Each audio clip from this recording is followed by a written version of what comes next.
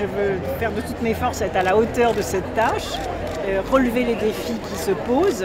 Il y en a de nombreux, voilà, qui touchent à la fois à l'emploi, à l'innovation, à la créativité, à tous ces secteurs qu'il faut développer.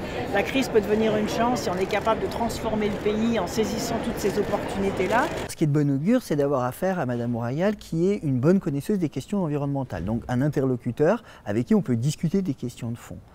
C'est quelqu'un qui connaît les problématiques climatiques, qui connaît les problématiques en matière d'énergie renouvelable. Pour autant, il y a des dissensions qui existent. On connaît son opposition historique à la taxe carbone et au mécanisme carbone et les réticences qu'elle peut avoir autour de la fiscalité écologique pour lesquelles il va falloir s'interroger de nouveau et voir si elle est restée sur ces positions-là. Il fallait consolider Philippe Martin. Bon, le remonter dans la hiérarchie, lui donner également une compétence dans le domaine du logement, mais quatrième ministre de l'écologie en 2 ans de temps, on est complètement fou. Moi, je trouve qu'on est complètement fou. Ça va être nouveau changement de cabinet, ça va être nouvelle appréhension des dossiers.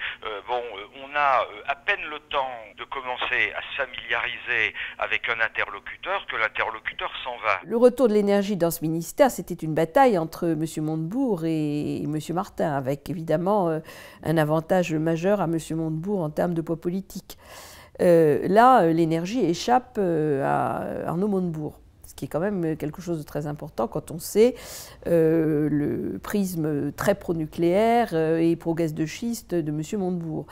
C'est réconfortant de voir que la question sera réglée par Mme Royal et non par M. Montebourg.